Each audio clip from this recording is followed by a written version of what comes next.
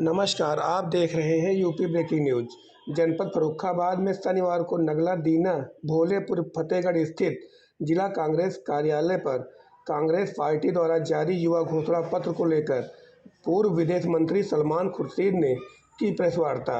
फर्रुखाबाद से मोहम्मद इसरार की रिपोर्ट। ताज़ा खबरों के लिए सब्सक्राइब करें UP breaking news. Congress committee की महासचिव श्रीमती प्रियंका गांधी जी द्वारा और उत्तर प्रदेश के अध्यक्ष श्री अजय कुमार लल्लू जी द्वारा, और उक्त घोषणा पत्र बहुत ही सराहनीय है। और मेरा दावा है कि अन्य कोई पार्टी इस ऐसे घोषणा पत्र लागू नहीं कर पाएगी। निश्चित रूप से ये मंथन आदरणीय श्री सलमान खुर्शीद जी के नेतृत्व में पूरी टीम ने 6-7 महीने में उन युवाओं के बीच में जाके जो रोजगार के लिए परेशान थे, जिनको रोजगार नहीं मिल रहा था, जो अपनी भावनाएं व्यक्त करना चाहते थे, उन युवाओं के बीच में जाके इस घोषणा पत्र को तैयार किया गया है।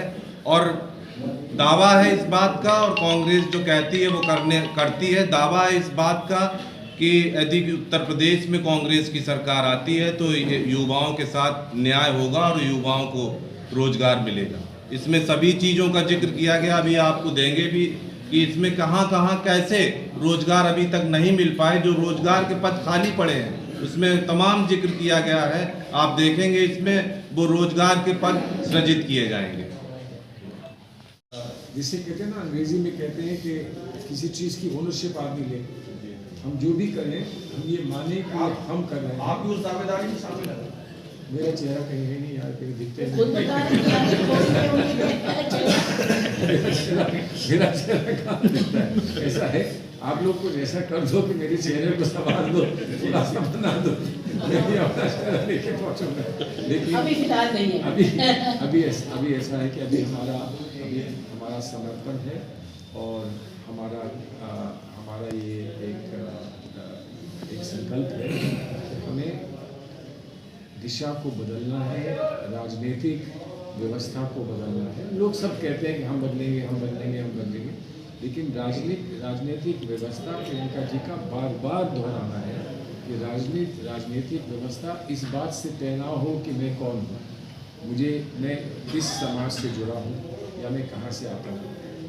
राजनीतिक जो व्यवस्था है वो इस बात से जुड़ जाए कि हम कैसा जीवन जीना चाहते हैं। हम लोग सब मिलकर सामूहिक जीवन अपने उत्तर प्रदेश में कैसा जीना चाहते हैं, कैसे सुखमय हो हमारा जीवन, कैसे सुरक्षित हो हमारा जीवन, जैसे हमारी सरकारें हमारी अपेक्षाओं पर खरी उतरें, हमें रोजगार के मौके मिले, आगे बढ़ने के मौके मिले, और विकास के हर पहलू से हम बहुत करीब से जुड़ सकें और उसको अपना सकें और उसको अपना मान सकें। ये प्रियंका जी ने एक विजन दिया है, एक विचार से बढ़कर एक संकल्प है।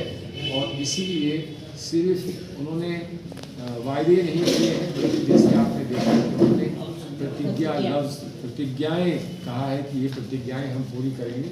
तो जो प्रतिज्ञाएं वो पूरी करेंगी उत्तर प्रदेश स्तर पर, वैसी ही प्रतिज्ञाएं हम सब मान लें कि हमें अपने अपने घर में, हमें अपने अपने क्षेत्रों में पूरी करनी है। तो उत्तर प्रदेश में यकीनन एक बहुत बड़ा बदलाव। नहीं, पार्टी क्या चाहती? पार्टी चाहती है वो चुनाव लड़े, प्रियंका जी चुनाव लड़े। आपने पार्टी फोरम में क्या उठाया, उनसे कहा? अब देखिए, ऐसा है, पार्टी फोरम में जो बात होती है उस पर जब किसी को रिस्पॉन्सिबिलिटी दी जाती है, किसी को ये जिम्मेदारी सौंपी जाती है कि आप ये फैसला कर रहे हैं, अब जाके आप प्रेस को बता दीजिए, तो उसके लिए एक प्रवक्ता होता है। प्रवक्ता को ये अधिकार दिया जाता है कि आप ये बता सकते हैं। जो भी डिस्कशन हो रहा है या हुआ है उसमें किसी प्रवक्ता को अभी ये दायित्व नहीं सौंपा गया है कि आप जाइए। आप व्यक्तिगत रूप से क्या आप चाहते हैं, मानते हैं कि अगर प्रियंका जी मैदान में उतरेंगी मैं मानता तो हूँ, फायदा उससे पार्टी को फायदा होगा? मैं मानता हूँ पार्टी को नहीं, उत्तर प्रदेश को भी होगा, हमारे देश को। अगर वो उतरती हैं, ऐसा मैं मानता हूँ कि अगर वो चुनाव में उतरती हैं, और मैं ये भी मानता हूँ कि एक ना दिन ऐसा आएगा जब वो चुनाव में उतरेंगे, ऐसा मैं मानता हूँ। लेकिन उनको नेता माना है तो उनका निर्णय और उनकी घोषणा और उनकी पहल का हमको की प्रतीक्षा करनी होगी। किसी को नेता मानना होता है तो उसको बताया नहीं जाता कि आप ये करो, उससे सीखा जाता है कि हमें क्या करना है। पार्टी बार बार आपको सदर से प्रत्याशी बना रही है, क्या पार्टी में और कार्यकर्ता नहीं है, उन पर विश्वास नहीं पार्टी को है? नहीं, का पार्टी में बहुत बहुत कार्यकर्ता हैं और आप ये समझ लीजिएगा कि कितने दिन से गंगा बह रही है। कई बार आपको मौका मिला लेकिन आप अरे एक ही कितने बात- विजय नहीं हो बात पाए यहाँ सुनिए से। ना, सदर से एक ही बार मौका मिला वो भाई, छोड़िए, बार-बार नहीं। आपने अप्लाई नहीं, पहले भी आप लड़ते। अगर आपने एक ही बार। आपने पहले अप्लाई भी किया आप होता तो मुझे लगता है कि आपको मिल जाता।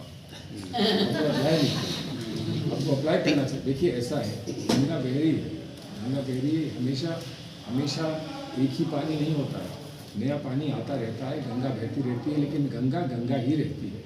तो इसलिए कब पार्टी किसको कैसे तय करेगी, फैसला करेगी, किस समय पर पार्टी किसका चयन करेगी और कैसे नई पौध और नई पीढ़ी हम तैयार करेंगे, ये सब पार्टी के अंदर की बातें हैं। लेकिन आप में से जो ज़्यादा रुचि लेते हैं आके बैठते हैं पार्टी के लोगों के साथ, समझने की कोशिश करते हैं, उनको पता भी चल जाता है। प्रेस कॉन्फ्रेंस में ये बातें नहीं पता चलती। अन्य 3 विधानसभा के प्रत्याशियों की घोषणा कब की जाएगी? शेष 2 दिन मुझे ये बताया गया है कि शायद आपको भी खबर होगी कि कल शायद बैठक है और उसके बाद फिर घोषणा होगी। कल भी बैठक होगी, परसों भी बैठक होगी, क्योंकि वो अब इसको जल्दी जल्दी करना चाहते हैं। जो उस पर छानबीन होनी थी वो तो हो गई है, सब लोगों की बातें हो गई, सबको बुला बैठा के बात की है, लेकिन वही है, अब औपचारिक रूप से घोषणा उसकी होनी है, कल नहीं तो फिर परसों, ऐसा लगता है मुझे, क्योंकि जब बैठक है तो बैठक के बाद ही होगी घोषणा।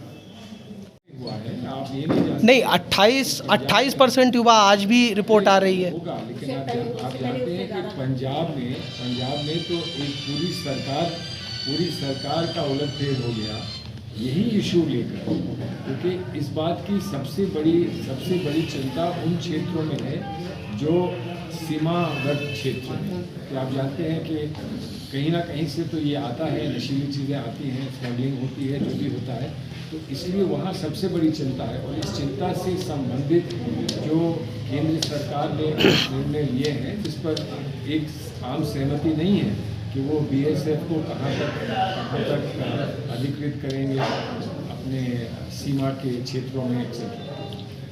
सब लोग उस पर सहमत नहीं है कि जो लोकल पुलिस है उस पर हस्तक्षेप ना हो, इससे भी संबंधित कुछ लोगों को विचार है, लेकिन वो अलग बात है। सबसे बड़ा संघर्ष अगर हो रहा है नशीली चीज़ों से और नशे से, अगर सबसे बड़ा संघर्ष हो रहा है तो पंजाब में हो रहा है। और पंजाब में उसको वहाँ तक पहुँचा दिया गया है कि जहाँ पर सख्त से सख्त पुलिस की कार्रवाई होनी चाहिए वो की जाए। और इस संदर्भ में बहुत उच्च स्तर पे पंजाब में चर्चा हुई है, जो दिल्ली तक भी आई है। तो पंजाब से जो हमने सीखा है कि जहाँ ये बात अभी उत्तर प्रदेश के लिए ये कहा जा सकता है कि उत्तर प्रदेश में इसका प्रकोप एक नया है। उत्तर प्रदेश में अभी ऐसा नहीं है कि हम एक घर में बैठे हुए चिंतित हो जाएं। पंजाब में बात बहुत बढ़ गई थी, तो जो पंजाब का अनुभव और जो पंजाब की सीख है उससे हम तैयारी कर रहे हैं उत्तर प्रदेश में।